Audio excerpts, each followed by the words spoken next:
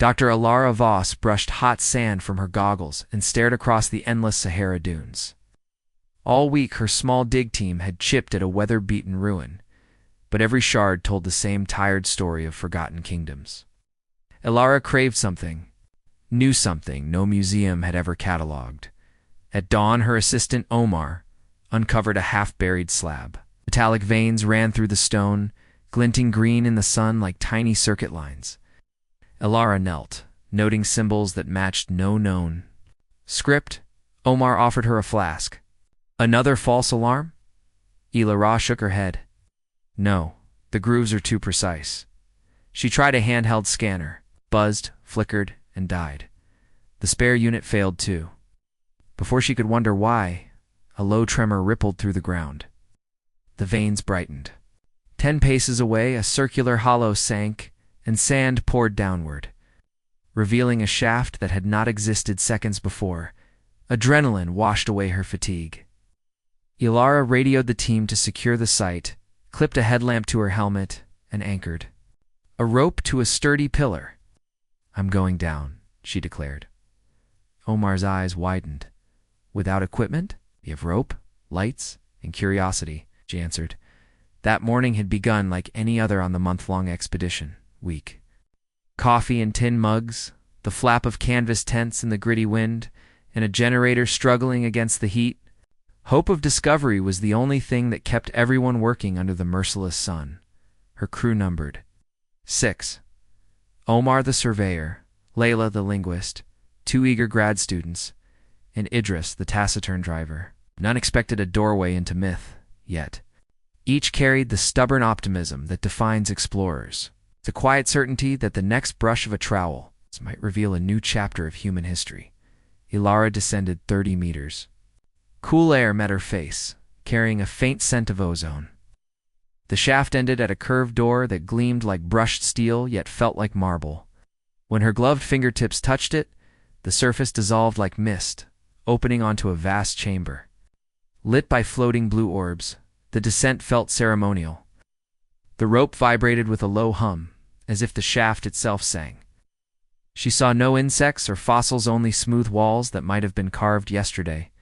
A raised spiral glowed under her glove, then melted back into flawless stone. In the chamber's center rested a sleek sarcophagus on a low dais, capped by a translucent lid. Inside lay a tall figure wrapped in silvery bands instead of linen. Gray skin showed faint bioluminescent traces. Alara's breath caught, an extraterrestrial being perfectly preserved. She activated her body camera and circled the dais, studying glyphs that pulsed along its base. She whispered, "This changes everything." Hours passed in minutes. She and Omar captured images and air samples that smelled faintly of rain despite the desert above. As sunset neared, the others returned to camp. Alara stayed, drawn by a gentle thrumming that resonated in her chest. She half expected the figure to sit up and speak. She traced a glowing glyph. It pulsed brighter. The lights dimmed. A deep chord echoed, musical yet mechanical. The sarcophagus lid lifted, releasing cool mist. Alara stepped back, but curiosity chained her feet. The figure inside was taller than any human. Silvery wraps slid away, revealing lean limbs and a face traced with delicate glowing lines.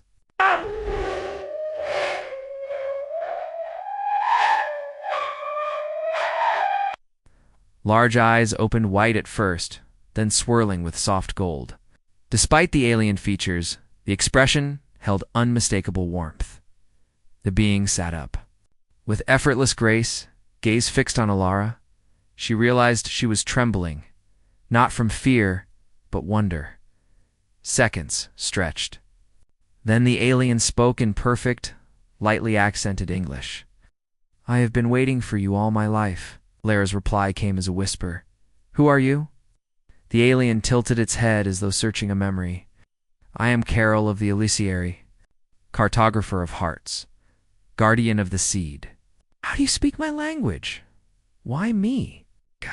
"In slumber I listened to your world," Curl said.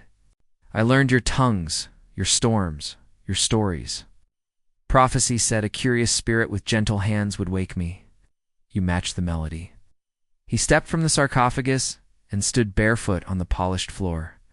The blue orbs rearranged overhead. Like constellations, each orb pulsed once, projecting faint trails of starlight onto the ceiling. Lara recognized Orion and the Pleiades, but many patterns were unfamiliar. Carl pointed at the cosmic map. "These are the roads my people walked. Some still burn bright. Others have fallen silent." He gestured to a flickering red cluster. "That is where the silence waits." Ilara's heart raced. Proof of other civilizations' knowledge that could append science in a single evening. Yet the urgency in Carol's voice sounded less like fear and more like longing. Before she could speak, the ground above rumbled. Distant shouts filtered down. Her camp had been discovered, maybe looters, maybe soldiers, Radiostatic hissed. The signal was jammed. Carl's glowing lines brightened. "The world outside is restless. We must move," Lara nodded, resolve steadying her knees. She took his hand. It was warm, pulsing with a heartbeat that calmed her own. They stepped. Off the dais.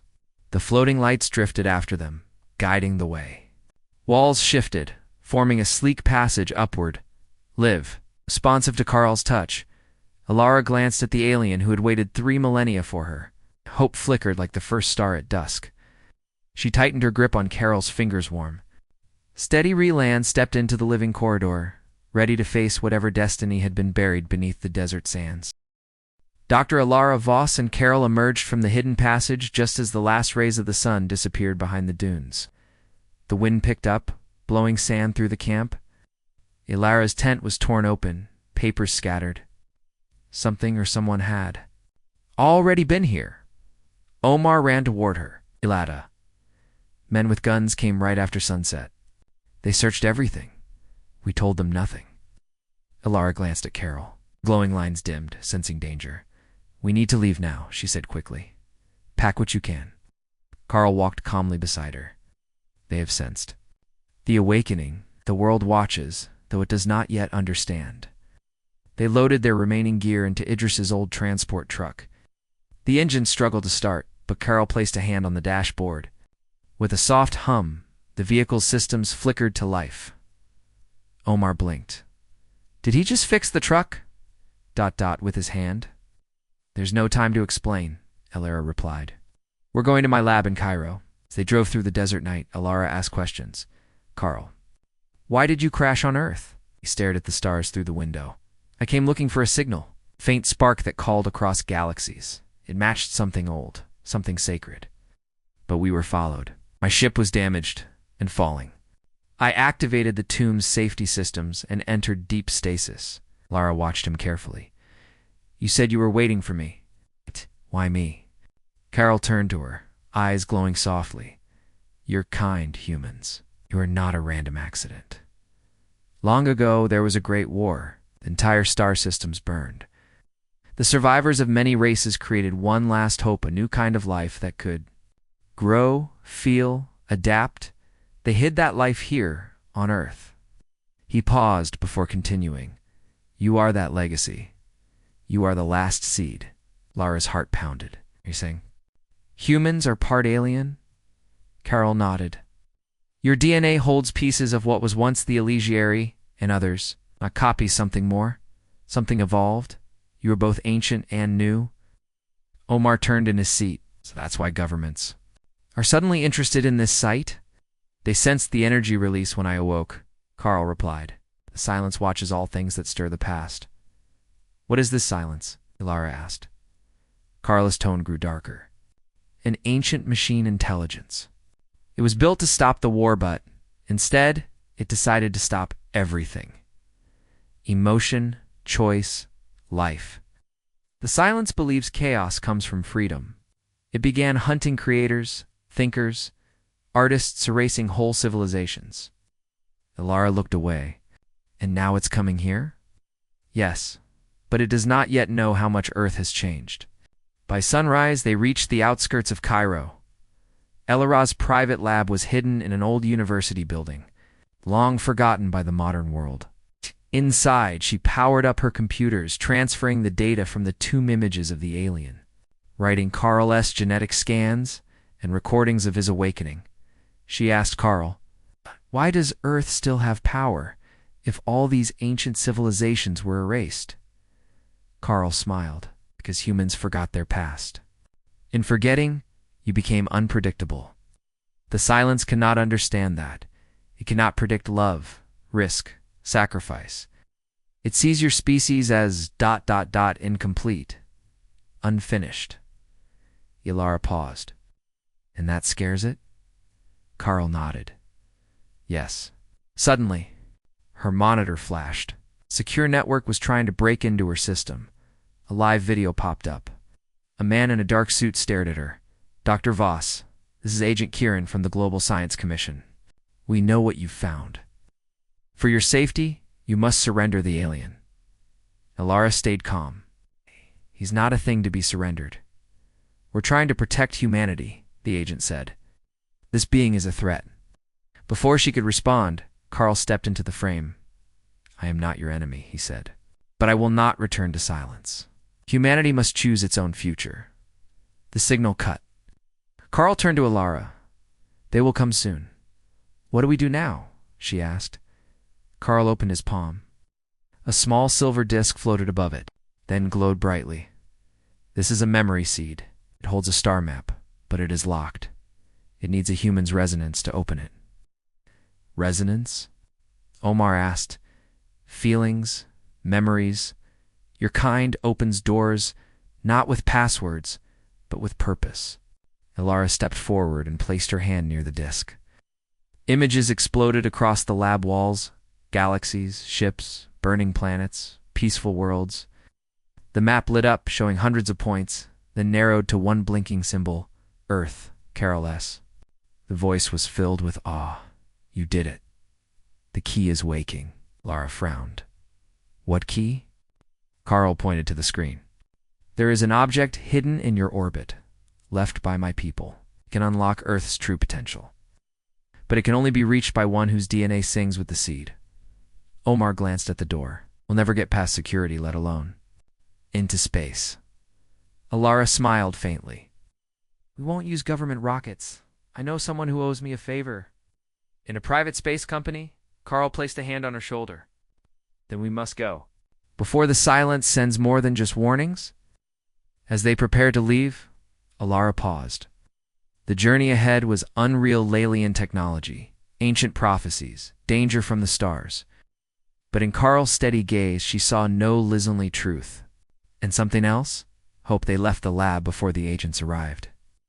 Behind them, the memory seed blinked once more, its signal reaching further than any human radio ever had.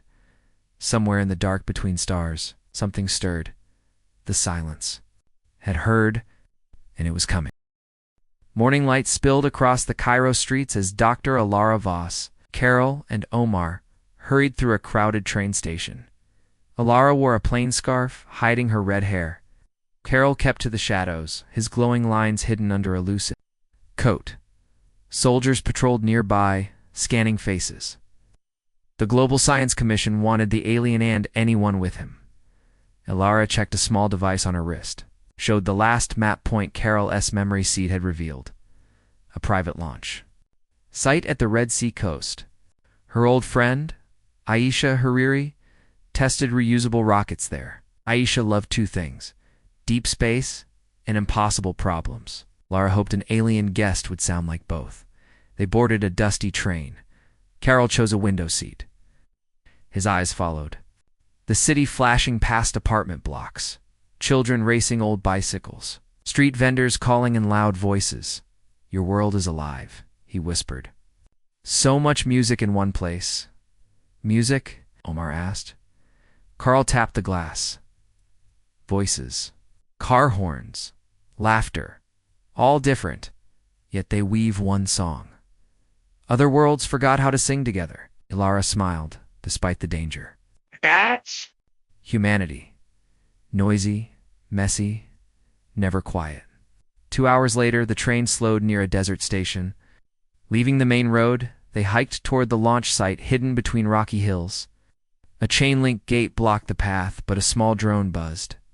Down, scanning Ilara's face. Moments later, the gate slid open. Aisha met them inside a hangar, wearing oil-stained overalls. Her eyes went wide when she saw Carl. "You weren't joking," she breathed. "You really found an alien mummy." "Former mummy," Carl corrected with gentle humor. Aisha laughed once, then turned serious. "Government men came here this morning. They asked if I'd seen you." I lied. "Cameras are off. We're safe for now." Ilara stepped closer. "I need a launch window tonight. No customs, no flight plan." Isha whistled. "That's not a small favor." Ilara placed both hands on her friend's shoulders. "This isn't a treasure. HUNT. Earth is in danger. I'll explain on the way." Aisha studied her, then nodded. "My smallest cargo shuttle is fueled. We'll fly when the sun sets." Inside the hangar, engineers prepared the Starling 3 shuttle. Carl examined its engines, curious. He pressed 2 fingers to the metal. Blue lines spread, mapping the machinery. "Your craft is strong," he said, but her heart could beat faster. Aisha raised an eyebrow. "Can you boost it?" Carol smiled. "With your permission." They worked side by side, human and alien, soldering new circuits from Carol's portable tools. The hybrid upgrade raised power by 20% and reduced fuel burn. Watching them, Omar whispered to Ilara, "This is HFY in real life, isn't it? Humans and aliens, saving the galaxy." Ilara's reply was a soft laugh. "We're just getting started." Dusk painted the sky orange. Soldiers arrived at the far gate. Sirens wailed. The hangar guard shouted, "Time to go." Aisha sprinted for the cockpit. Omar strapped in behind her. Ilara and Carol took seats in the small cabin. Metal walls shook as explosions echoed outside, warning shots. The hangar doors parted. Flames lit the desert as Starling 3's engines roared. The shuttle blasted upward, rattling bolts loose. Ilara's stomach dropped. She loved flying, but this climb felt like a fist pushing them into the seat.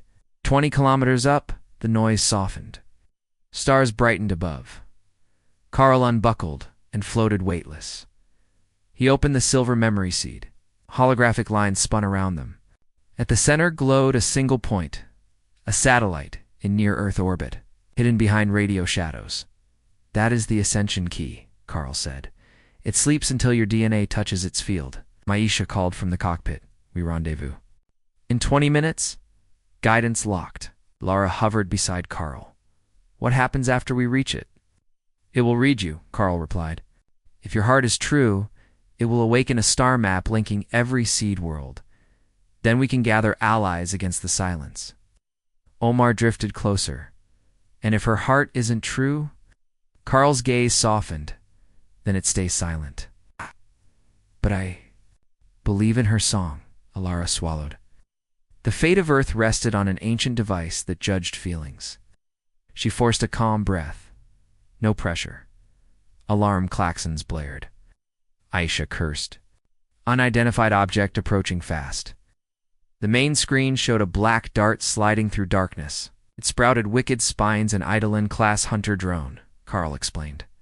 "The silence has eyes everywhere. Can we outrun it?" Omar asked. "Not for long," Aisha answered. "It's gaining." Carl placed a hand on the bulkhead. Energy from his circuits flowed into the shuttle. "I will shield us, but I cannot fire back." "Your ship holds no weapons," Alara's mind raced. Humans lacked plasma cannons, but they had courage in junk. She floated to the cargo hold, yanked open a crate of spare fuel canisters, and strapped them together. "Omar, help me build a distraction." They attached mag boots to the canisters, wired a timer, and slid the bundle into the airlock. Carl modulated the shuttle's drive plume, masking the heat signature. At Alara's signal, the airlock opened, releasing the canisters. Seconds later, they exploded in a bright flare. The hunter drone swerved, sensors blinded. Starling 3 boosted away, hidden behind a wash of ionized gas. Cheers echoed in the cabin. Aisha grinned. Humans creative under pressure. Carol's eyes glowed proudly. "Your song grows stronger." The key appeared outside the window, a silver tetrahedron, rotating slowly, its surface rippling like calm water. It was smaller than Alara expected, no bigger than a city bus. A docking port opened. Starling 3 latched on. Inside, the airtight passage, soft white light guided them into a spherical chamber. Symbols danced across the walls, shifting with each heartbeat. Alara stepped forward. The floor lit beneath her boots. A thin column rose, ending in a glowing crystal. She reached out.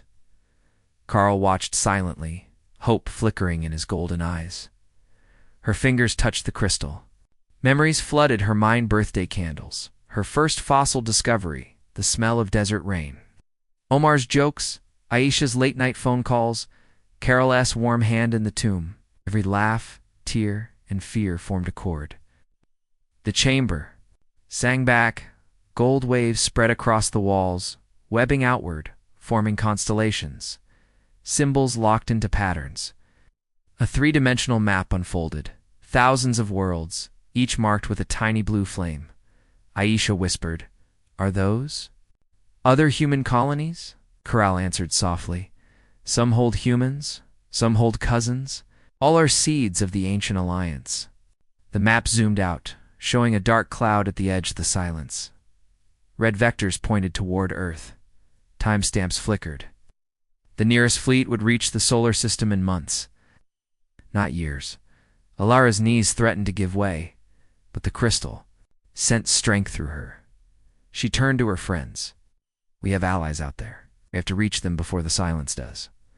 Carl bowed his head, respect shining in his eyes. "Your heart opened the key. Now its power is yours. Oh, you will lead the call." Outside, Starling 3's Gamma Ray activated, boosted by alien algorithms. A song burst across the void notes of Earth's many languages, intertwined with Carol's ancient tones. The message carried coordinates, hope, and a plea for unity far. Beyond the moon, silent receivers hummed to life. Dormant beacons blinked, answering the melody. Somewhere, hidden colonies stirred. Hearing home in the signal for the first time in millennia, Alara felt tears float from her eyes, forming tiny, shining globes. Humanity's song had left its cradle, and the stars were listening. Stars blinked quietly outside the window of Starling 3. The ship floated near the Ascension. Kia glowing silver structure now fully awake. Inside the small chamber of the alien satellite, Alara, Carl, Omar, and Aisha stood silently. The star map still shimmered above them, showing the location of seed worlds and the dark cloud of the silence moving toward Earth. Alara. Her hands trembled slightly, but her eyes were full of determination. Carl spoke gently. "You did it. The signal has been sent. The stars have heard us." Alara nodded. "But now we need to do more. Sending a signal won't stop the silence. We need to defend Earth." Aisha crossed her arms. "We don't have weapons. Our best defense is a few satellites, some old space stations, and hope." Carl touched the wall, responded to him, forming symbols and lines of light. "Key is not just a map, it is also a door." Omar looked around. "A door to where?" "To what was hidden," Carl replied. "To something my people built long ago, something we hoped no one would ever need." With a quiet hum, a panel opened in the wall. Inside was a silver sphere the size of a football. It hovered in the air, spinning slowly. Carl reached out and it floated into his hands. "This is the heart of Valerian," he said. "It can awaken the old ship hidden beneath your Earth." Alara blinked. "A ship? Under the Earth?" Carl smiled faintly. "Not under the Earth. Inside it." An hour later, Starling 3 flew over Earth's surface, following coordinates given by the Ascension Key. The location was deep in Antarctica, under thick ice. From orbit, it looked like nothing but frozen wasteland. But Carl explained that beneath the ice, inside a dormant volcano, rested a hidden Starcraft 1 built by the Elitiary before Carl's crash. This ship was never meant to fly again, Carol explained. But Earth's moment has come. Now it must rise. They descended in silence. Visibility was low, but the alien tech guided them. They landed near the mouth of a frozen crater. Ice cracked beneath their boots as they stepped outside. Carl held the heart of Valerian high. The cold didn't bother him. The wind howled around them, yet the moment felt still, as if the world was holding its breath. Carl pressed the sphere into the icy ground.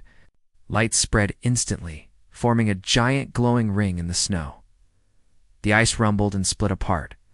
Huge panels of frozen earth slid aside like puzzle pieces, and then it rose. A massive structure lifted from below. It's taller than a skyscraper. Was shaped like a spear, smooth and silver, with lines of light running down its sides. Snow rolled off its curved surface as engines hummed below. The Ardent Hope, Carl said softly. A city ship. A last refuge, in case the seed world ever faced extinction? Omar's mouth fell open. You mean this was buried here all along? Carl nodded, sleeping, waiting for a reason to rise. Inside, the Ardent Hope was like a living cathedral. Long halls stretched into unknown chambers. It was not a warship, but something more. Vessel meant to carry knowledge, people, and hope across stars. Ilara placed her hand on a control panel. The ship responded, recognizing her. Systems awakened, air purifiers started, and ancient engines came to life. Aisha stepped onto a platform and smiled. This feels like standing in history. Carol led them to the command deck. From there, they could see the stars through a dome of crystal glass. Consoles lit up, displaying Earth, the Moon, and other planets. But one red dot blinked near the edge of the solar system. What's that? Lara asked. Carol frowned. A scout from the silence. It's already arrived. Omar's voice cracked. How much time do we have? 2 months, Carl answered. Then more will come.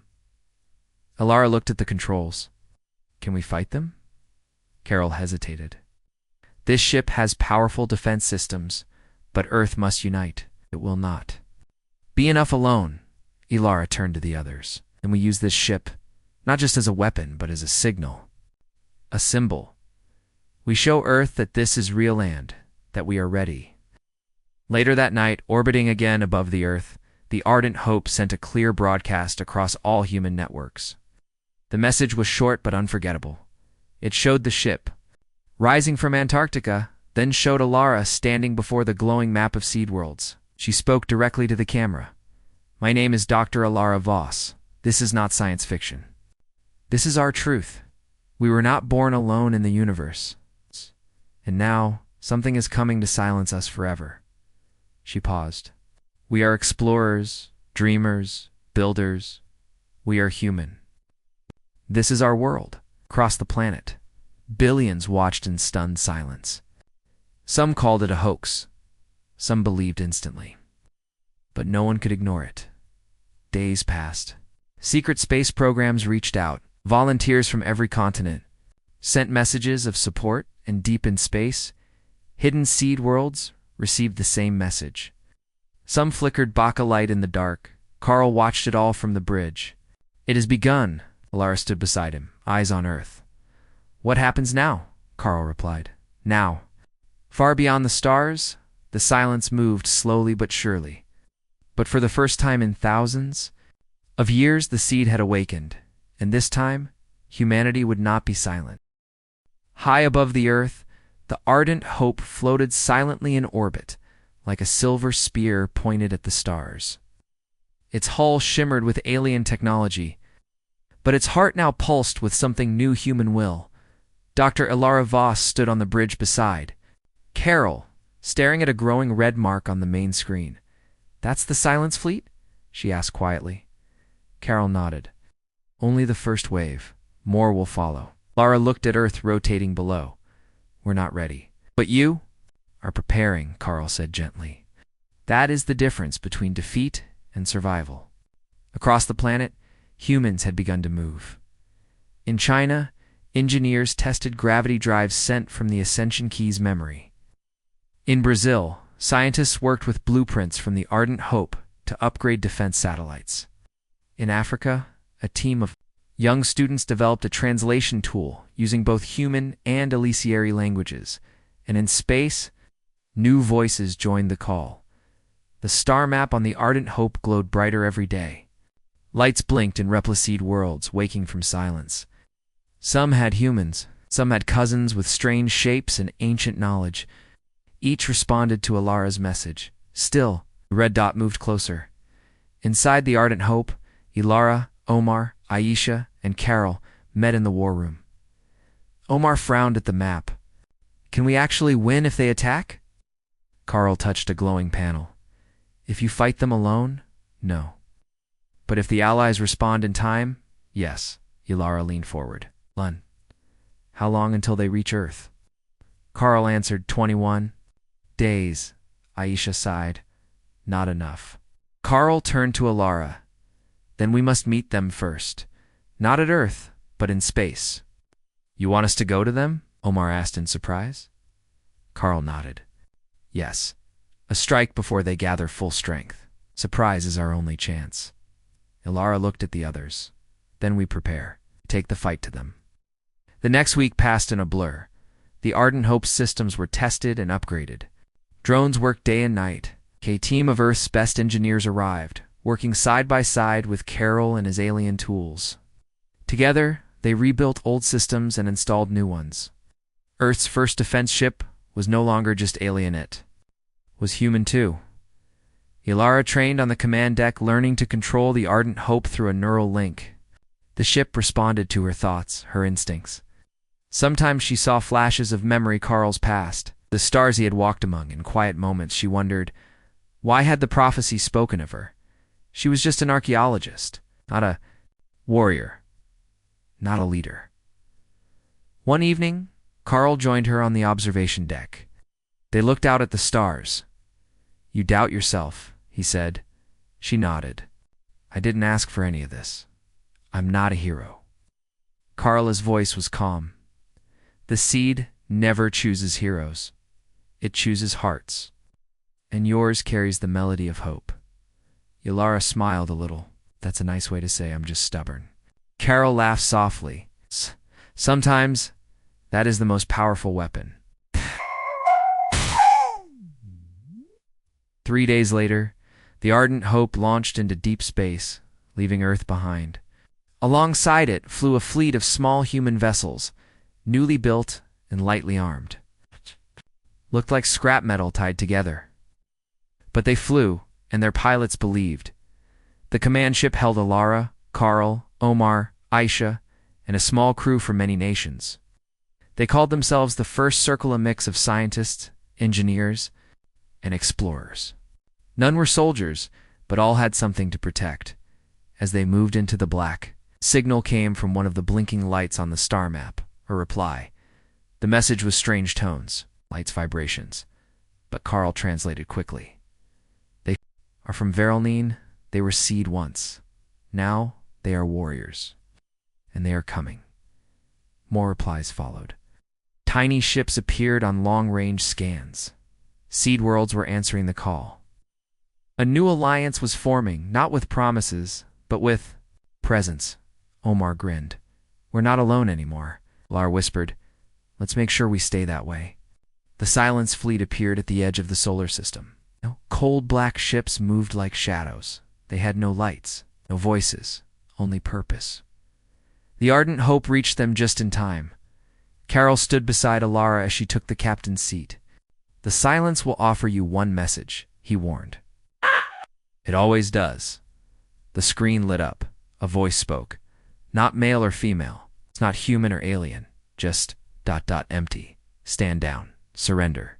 Peace will be granted through stillness. Ilara took a breath. We choose life. And life is not quiet. She gave the order. The war began. Laser blasts crossed the dark like lightning.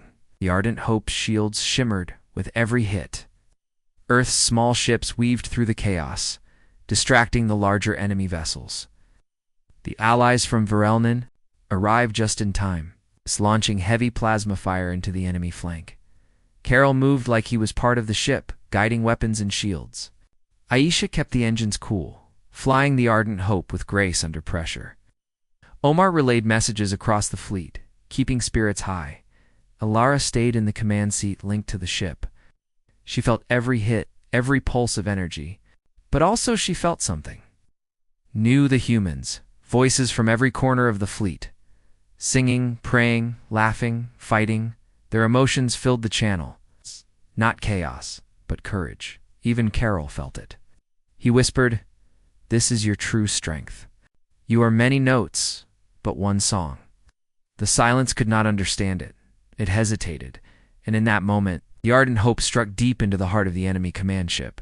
A beam of pure memory, human memory, cut through its shield. A blast of sound followed. Laughter, cries, music, life. The silence ship fractured. Its voice vanished. The rest of the fleet began to fall back. They weren't destroyed, but they were broken. Retreat had begun. Silence returned to space. But this time, it was peaceful. Alara leaned back, exhausted, but alive. Her crew cheered. Across the galaxy, the other seed worlds lit up brighter on the map. They had seen what humanity could do. Carl stood beside her, golden eyes shining. "You have done the impossible," Alara looked out at the stars. "We're just getting started." And far away, across many stars, other lights blinked. The song of humanity was no longer alone. It had become a chorus. The stars were calm again. The black space around Earth slowly returned to silence, but not the silence of fear or emptiness. This was the peaceful silence after a storm. The battle was over. The first human victory in space had been won. Inside, the ardent hope, the crew stood in quiet celebration. They had stopped the first wave of the silence. Earth was safe, at least for now. Alara Voss stood on the observation deck, looking out at the blue planet below. Her hands were folded in front of her. She looked tired, but her eyes still held strength. Carl stepped beside her, his golden eyes glowing softly. "You kept your promise," he said. Alara turned to him. "Which one?" "You said you would not let the silence win." He smiled gently. "You didn't?" She gave a small laugh. "It wasn't just me. We had help from all over the world, and the stars." Carol nodded. "That is why the silence lost. It cannot hear harmony. But you are a symphony." Down on Earth, the world had changed. Nations once divided had started to talk. Scientists and leaders worked together, sharing technology and knowledge from the Ascension Key. The fear that once separated them was replaced by something new, hope. In classrooms, children learned not just about Earth's history, but about the stars and the seed worlds. Artists painted pictures of starships and new friends from other galaxies. The skies no longer meant danger. It meant possibility. A new organization was formed, the Starborn Accord. Humans and allies from other seed worlds joined hands to prepare. For future challenges, Earth now had a seat among the stars. Alara's message had become a symbol. We choose life. It was printed on banners, carved into stone, even whispered in lullabies. Inside the ardent hopes medical chamber, Carl rested on a glowing bed. His energy had weakened during the final attack. Too much of his essence had gone into defending the ship. Omar, Aisha, and Alara visited him every day. They joked, shared memories, and even played music, something Carl had grown to love. But Alara knew his time was short. One evening, she sat beside him alone. He looked peaceful, his lines dim but still glowing faintly. "I'm not ready to say goodbye," she said softly. Carol smiled. "You don't have to. I am not leaving completely." "What do you mean?" He reached out and touched her hand. A soft pulse passed between them. "My essence is tied to the ardent hope now. When my body fades, my mind will remain. I will become part of the ship's memory core." Tears filled Alara's eyes. "Will I still be able to talk to you?" Carl nodded slowly. "Yes, I will be here," a whisper in the walls. "A voice when you need it. I was waiting for you all my life, Alara, and I will keep waiting for the future you will lead." Alara leaned forward and gently pressed her forehead to his. "You changed everything." "Oh," Carl whispered. "You did. A week later, Carl's body faded into light. His last breath was not of pain, but peace. And in the heart of the ardent hope, a soft voice spoke. Captain Alara Voss, Memory Systems Online, I am with you. Lara closed her eyes and smiled. Through the tears, he was gone, but not lost. He was part of the ship now, part of Earth's future. Years passed. The Ardent. Hope became more than a ship, became a home. It traveled between worlds, carrying diplomats, explorers, and students.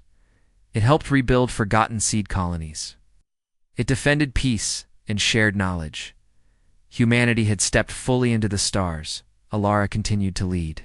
She trained new crews. She spoke at seed councils. When the ardent hope moved through space, people smiled and waved at the sky. Omar became an ambassador between Earth and other seed planets. He was known for his kindness and his clever jokes, even in alien languages. Aisha opened a new starport above Earth, a floating station named the Unity Dock, where species from every corner of the galaxy could meet, trade and dream together. Together. They built a future that honored the past, but looked forward with courage. One night, many years later, Ilara stood once more on the observation deck. The stars were the same, but everything else had changed. Earth glowed with new spaceports. Moons had colonies. Hope was no longer rare. Carl's voice spoke gently through the walls. You're quiet tonight, she smiled. Just thinking. About what? Ilara looked out at the stars. No. I used to wonder if we were alone. Now I wonder how we... Ever thought we were? Carl's voice hummed softly. You made that truth known. You gave the galaxy its voice again. She turned toward the empty chair beside her.